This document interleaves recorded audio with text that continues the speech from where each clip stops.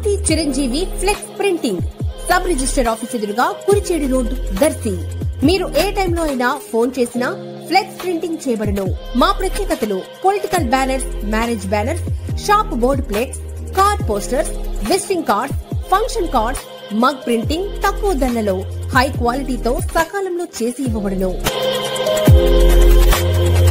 Shri Maruti Chiranjeevi flex printing sub register office ఎదురుగా Kurichedu road Darsi. Cell 9985733337.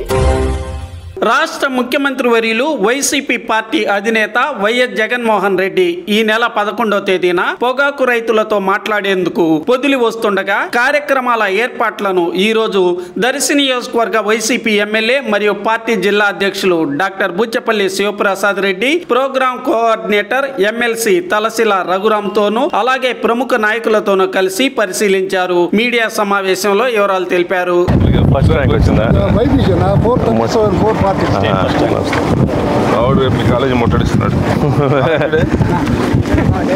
ఈ నెల ప్రకాశం జిల్లాలోని పొదిలి గ్రామంలో జూన్ 11వ తేదీన పొదిలి టొబాకో వేలం కేంద్రానికి పరిశీలన కార్యక్రమానికి వచ్చేసి రైతులు పడే కష్టాలు, ఈ రాష్ట్రంలో చంద్రబాబు నాయుడు గారి పరిపాలన వచ్చిన తర్వాత, వాళ్ళ కూటమి ప్రభుత్వం వచ్చిన తర్వాత రైతులు నానా రకాలుగా ఇబ్బందులు పడుతున్నారు.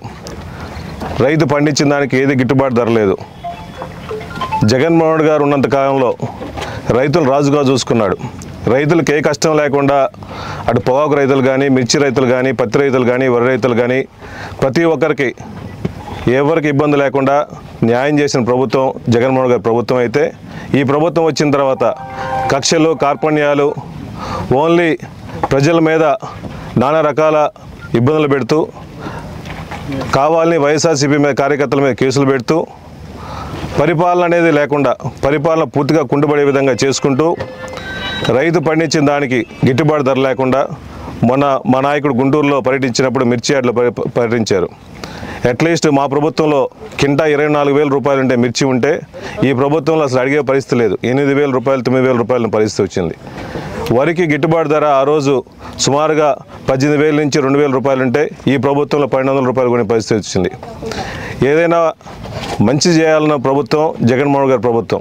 కానీ ఈ ప్రభుత్వం వచ్చిన తర్వాత ఇంతమంది రైతులు, ముఖ్యంగా పొగాకు రైతులు నానా రకాలుగా ఇబ్బందులు పడుతూ, ఒక్కొక్క రైతు పండించే దానికి గిట్టుబాటు లేకుండా ఒక ఎకరానికి సుమారుగా 50,000 నుంచి 60,000 రూపాయలు నష్టం వస్తుంది. ఇన్ని రోజుల నుంచి సుమారుగా 2 నెలల నుంచి వేలం కేంద్రాలు నడుస్తున్నప్పటికీ టీడీపీ వాళ్ళు కానీ, వాళ్ళ కూటమి కానీ ఒక్కరికి కూడా చీమ గుట్టినట్టు కూడా లేకుండా ఒక దున్నపోతు మీద వర్షం పడుతున్న పరిస్థితి వచ్చింది. నిమ్మక నీరెత్తిన పరిస్థితి వచ్చింది వీళ్ళందరికీ.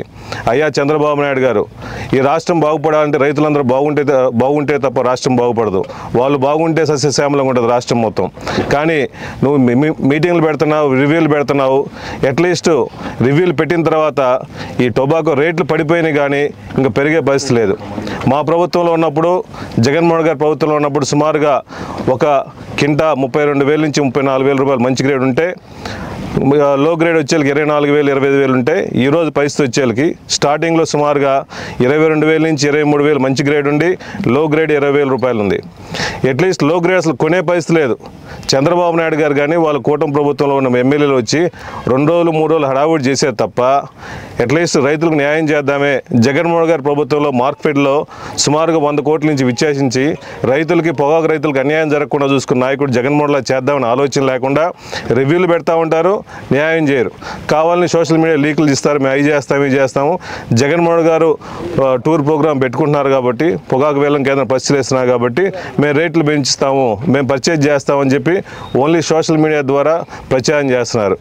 మీకు నిజంగా చిత్తశుద్ధి ఉంటే అటు బర్లీ పొగాకు కానీ, హెచ్డి పొగాకు కానీ, అది బ్యార్నీ పొగాకు కానీ మార్కెట్ ద్వారా ఎంతమంది ఉంటే ఎన్ని క్వింటాలు ఉంటే అన్ని క్వింటాలు, ఎన్ని మిల్లీలు ఉంటే దయచేసి కొనాల్సిన అవసరం ఉంది. కాబట్టి ఇప్పుడు రోడ్ల మీద పొగాకు రైతులు చూస్తామంటే చాలామంది ఆత్మహత్యలు చేసుకుంటున్నారు. రోడ్ల మీద పొగాకు కాల్చే పరిస్థితి ఉంది. ఈ రాష్ట్రంలో సుమారుగా 5-6 జిల్లాలు పొగాకు మీద డిపెండ్ అయ్యి ఉన్నారు.